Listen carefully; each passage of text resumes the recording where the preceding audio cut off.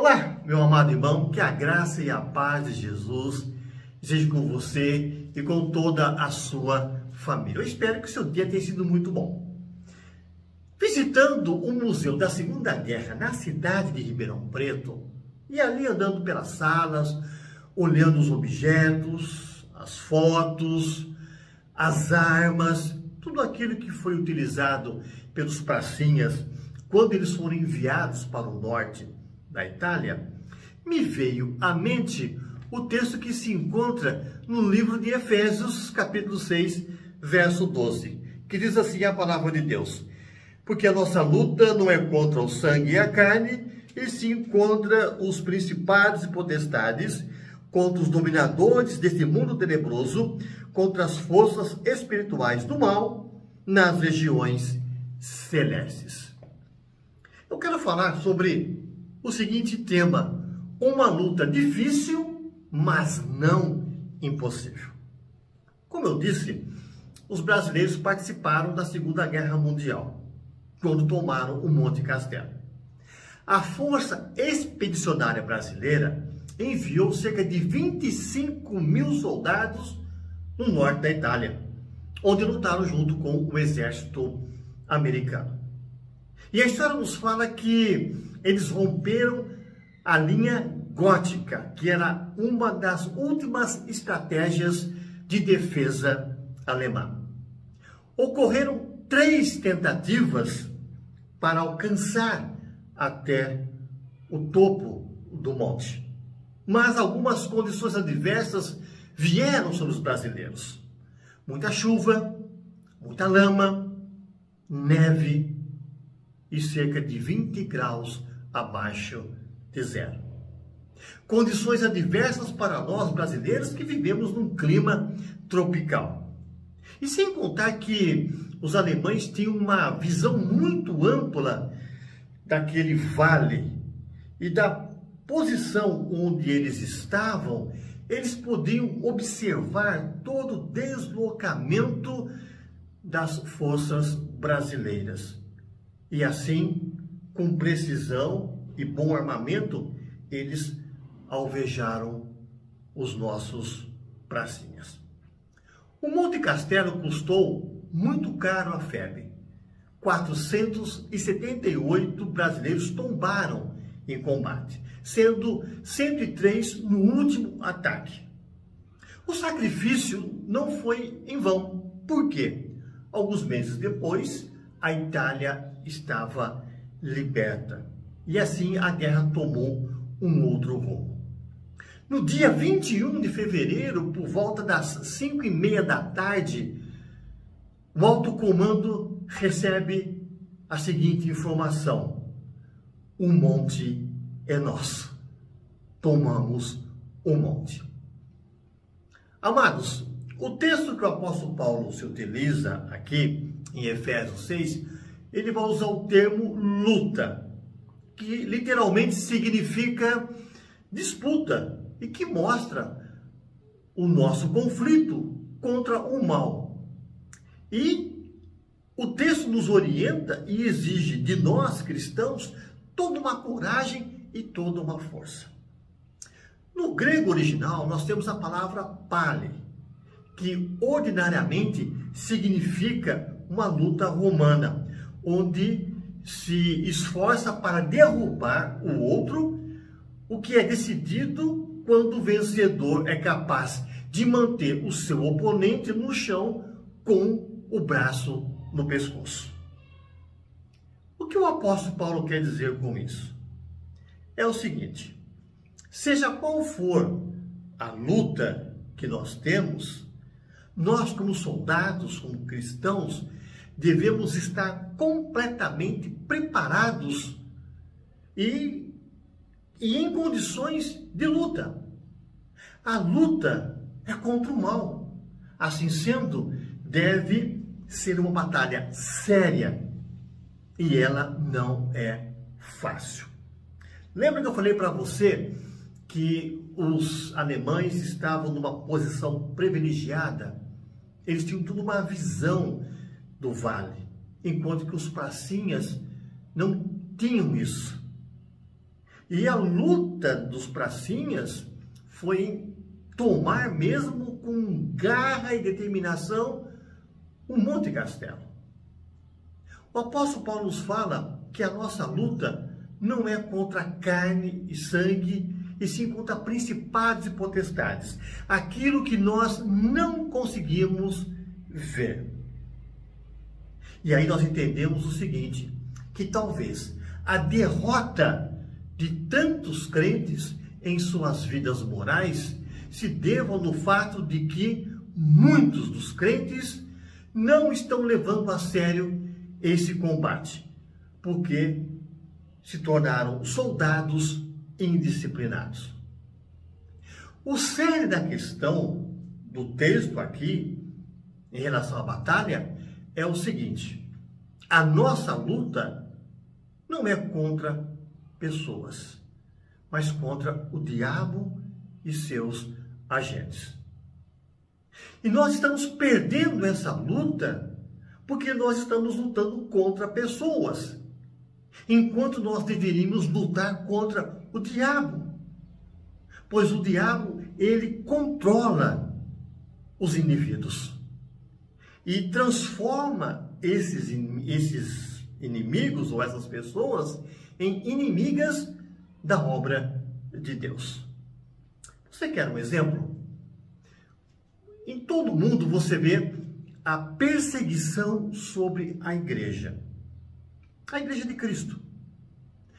Quando você pensa em igreja, você pensa em pregação do evangelho, você pensa no seguinte: olha, a igreja tem os seus hospitais, a igreja tem os seus orfanatos, a igreja tem as suas ações sociais, a igreja se torna como se fosse um braço direito do Estado para alcançar pessoas, ajudando-as da melhor forma possível, onde o Estado não pode chegar.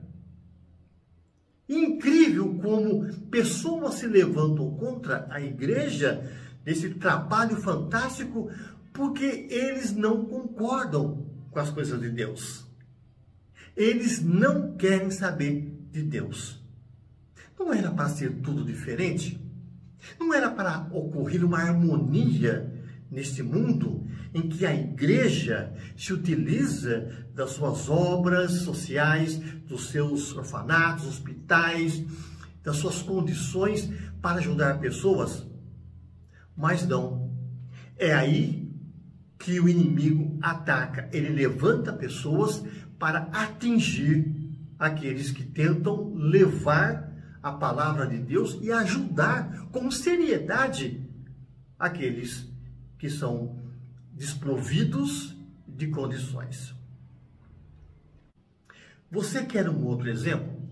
Durante o ministério de Paulo em Éfeso, ocorreu um tumulto, o que poderia ter destruído toda a igreja. Essa revolta não foi causada apenas por Demétrio e por seus companheiros que faziam nichos da deusa Diana. Eles ganhavam muito dinheiro confeccionando as estatuetas da deusa Diana. E o que aconteceu? Nesse levante, eles tentaram matar os companheiros de Paulo.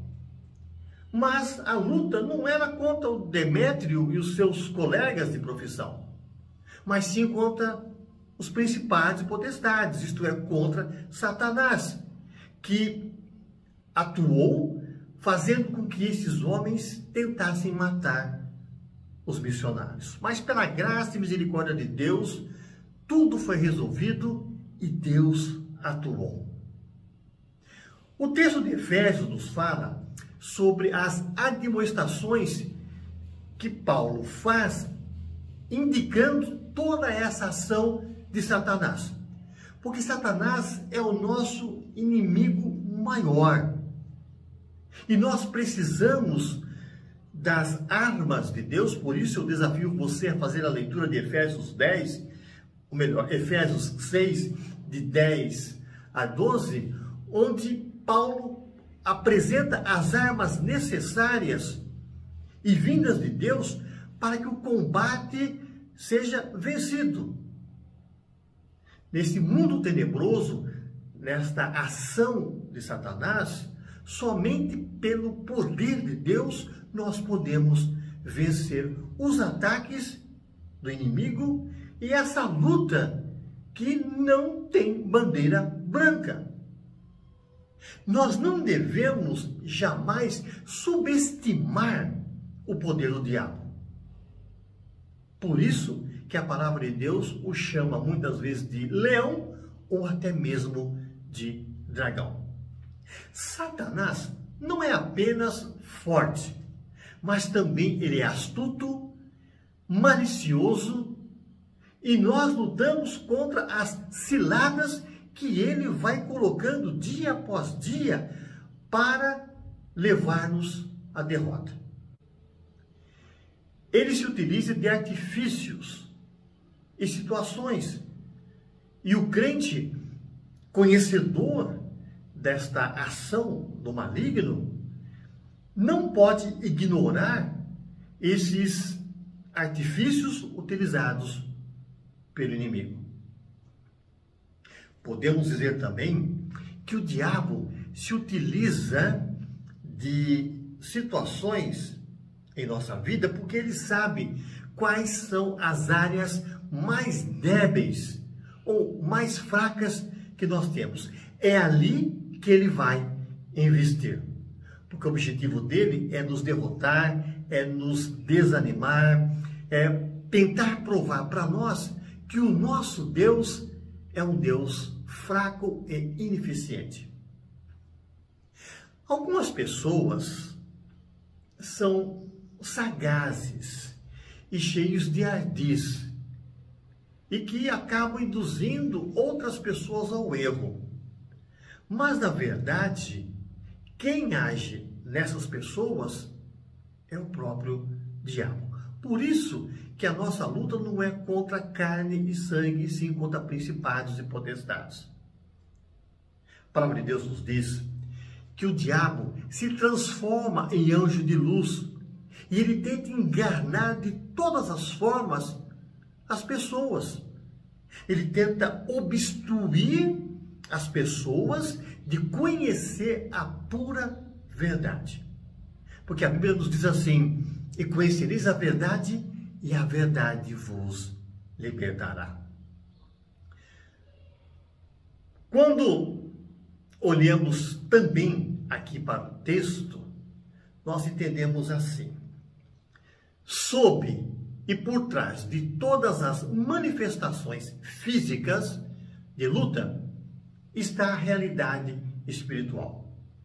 Um problema que eu tenho com uma outra pessoa, na verdade, o que está por trás é toda uma ação espiritual. É um problema espiritual. Nós vivemos num mundo caído.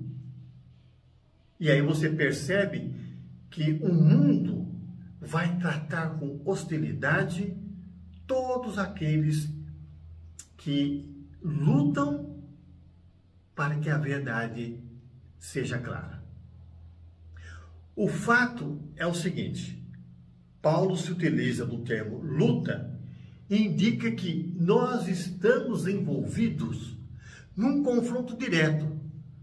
Nós não somos apenas uns espectadores, nós não fazemos parte de um jogo, nós estamos vivendo uma guerra.